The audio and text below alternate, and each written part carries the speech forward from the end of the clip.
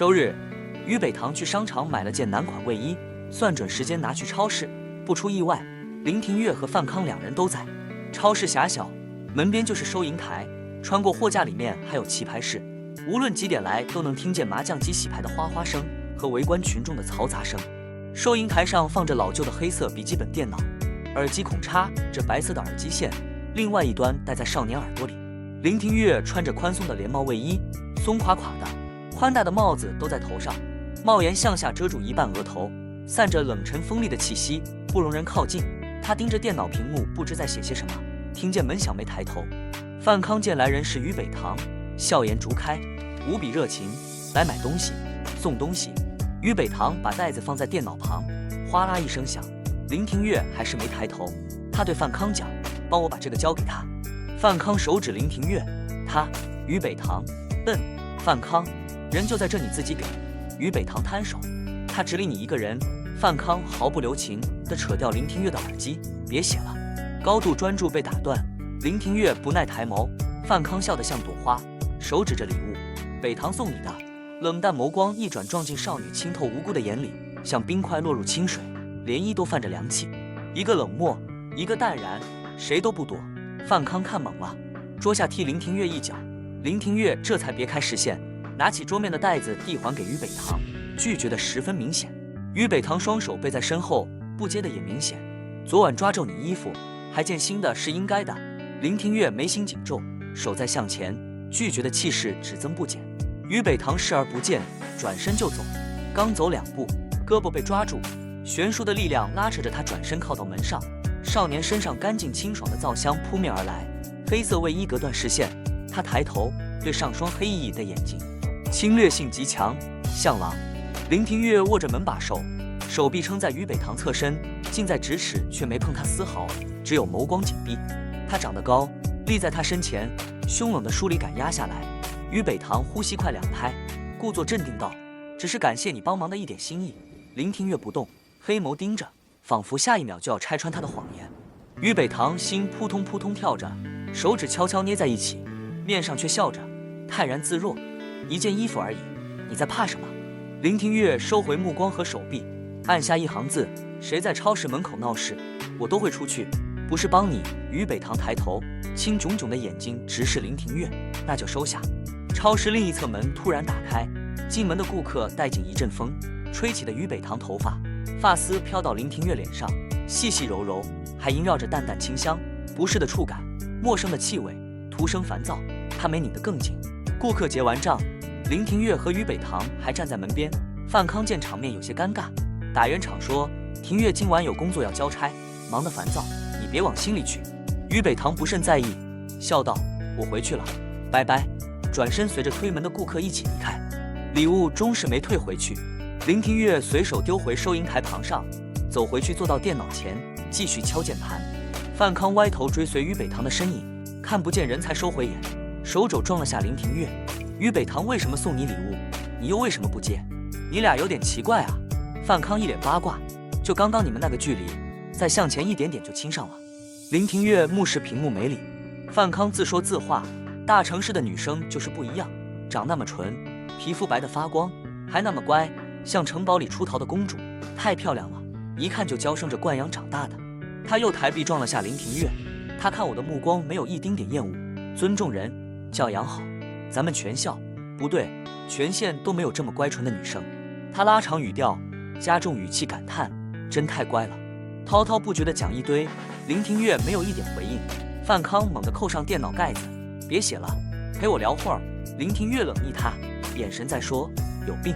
摸着电脑盖子要打开，范康按住不让他开，工作要劳逸结合，你写那么长时间该休息会儿。最后央求道：5分钟就5分钟。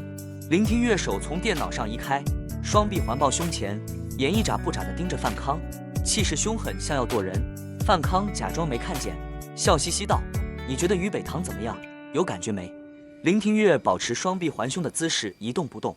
相识多年，范康就没见林廷岳对哪个女生感兴趣过，更不会背后讨论女生如何。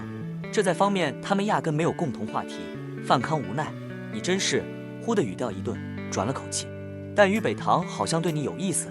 那天放学他问我你有没有女朋友，我反问他是不是看上你了，他没说，不答就是默认呐。我看上的女孩怎么都喜欢你。范康仰天长啸了声，啊！西湖的水，我的泪！喊声太大，惊扰了里面的麻将局，哗啦啦洗牌声中来妇女的吼叫，再一惊一乍就滚出去。范康、林庭月唇角微扯。范康瞪他，我每次失恋都是因为你，还好意思笑？一天失恋6、7回的人。林庭月懒得理，指尖敲敲手腕的表盘，提示5分钟要到了，还差2分钟呢。范康贱兮兮地说，她那么漂亮，你一丢丢感觉都没有。林庭月摇头。范康惋惜，哎，像于北堂这样长得甜，性格乖，又有礼貌，还对你有意思的女孩，错过可就没了。于北堂鼻尖小巧，眼睛清亮，眸光干净单纯，是极甜美清纯的长相。但多次对视，林庭月看见那无辜的眼神下藏着不易察觉的韧劲，并没有表面看上去那么乖。他跟很多怀着小心思的人对视过，也见太多藏着恶意的善良眼睛。衣服没坏没脏，他也明确表示过不需要赔偿，却偏要来送一件新的。小姑娘心思多着呢。范康心急道，到底有没有感觉？你不喜欢？我喜欢了。林庭月骤然拧眉，有了回应。他伸直五指左右摆动，另一手拇指伸直不动，其余4指来回做握拳撞向内勾。不可以。范看撇嘴，你不喜欢，还不让我喜欢？林庭月没否认，喜欢他会受伤。周一放学，范康从书包里拿出纸袋还给于北堂，衣服还你。于北堂不接，林庭月怎么不自己来还？范康咳了声，他太忙没时间。林庭月坐他后桌，白天有无数次机会找他还礼物，范康这理由太扯，于北堂不肯接，叫他自己来还我。范康。周二，于北堂没吃早饭，一直守在窗边往下望。6点30分，林庭月从对面楼道走出来，他拎起书包跑下楼，追上去打招呼，林庭月。林庭月回头看眼，见是于北堂，扭回头继续向前走，得不到回应，于北堂也无所谓，就慢悠悠跟着，落远了，小跑2步追上。博城高中的校服款式传统，宽宽大大，没有版型可言，林庭月却撑得起来，挺阔的背撑匀上衣，裤管一顺到底，脚踹处没有堆积的褶皱，清清爽爽，没有一丝邋遢感，身上的戾气都没那么重了。于北堂紧绷一早晨的神经渐渐放松，不走心地问，你吃早饭没？林庭月脚步一停，拉开书包，拿出于北堂送的那件卫衣，递到他面前，亲自退还。送出去的礼物就是泼出去的水，收不回来了。于北堂不给他推搡的机会，抬手一挥，我去买早饭，拜拜。脚刚迈出一步，衣服书屉被抓住，他气呼呼地转回头，扯我衣服干嘛？林庭月松开手，五指并拢，举到额头，做对不起的手势，另一手将礼物袋再次递他面前。于北堂还是不接，再不去学校，早自习要迟到。讲完，他转身要跑，林庭月拉住他胳膊，礼物袋强行挂他手腕上，于北堂手腕向下甩掉纸袋。有小心思的女生，林庭月没少见，但这么明目张胆，还敢多次拒绝他的，于北堂是第一个。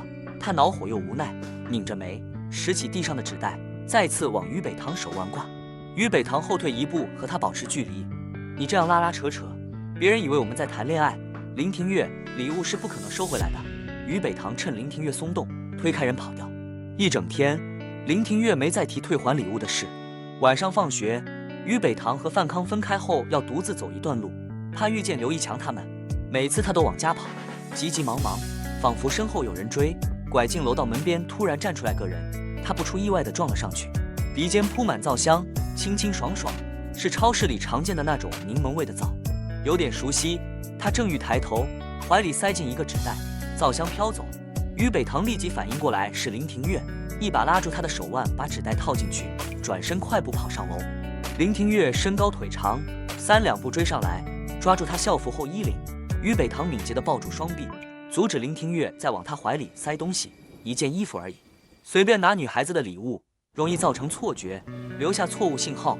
不只是于北堂，其他女孩送的礼物，林庭月也不收，只是别人没于北堂胆子大，不敢对他反复纠缠。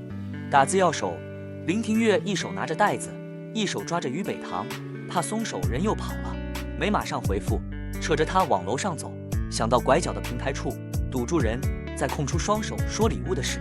于北堂挣扎几下，没甩开林庭月，偏头说：“你再抓着不放，我喊了。”林庭月吃了不会讲话的亏，解释不清，只能扯着他继续往上走。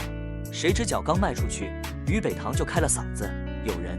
后面的话被男生粗粝干燥的掌心堵住，人也被带着靠在台阶旁的墙壁上。林庭月掌心撑着墙，密不透风地挡在他身前，另一只手还在他唇上，两双眼睛撞到一起，像冬日里的两块冰撞击在一起，发出清脆回响。这不是庭月吗？路过的大娘打断相撞在一起的目光。林庭月回头，礼貌点点头。大娘八卦地往他身内侧瞟眼：“哟，谈恋爱了？”林庭月。大娘走过去，林庭月身前那双带着点愠怒的眼睛慢慢散了冷气，变成咕咚咕咚的热气，散着藏不住的小雀跃。林庭月别开目光，收回捂在他唇上的手，单手打字：“你到底要做什么？”于北堂偏头追过去，截住他视线：“送你一件出手相助的礼物。”他目光温淡，语气诚恳。有那么一瞬，林庭月竟然鬼使神差的信了。感应忽然灯灭了，楼道陷入漆黑。林庭月也在刹那回过神，收回另一只手，纸袋放他脚下，准备要走。于北堂突然踮起脚尖凑过去，混杂着女孩香气的热息猛然裹住耳朵，传进来的是他清浅的呼吸声，像一阵电流。林庭月忘记了迈步，没有行人经过，楼道黑暗静谧，似一间锁住时间的房子。耳边的呼吸声变成少女清甜的嗓音：“你相信一见钟情吗？”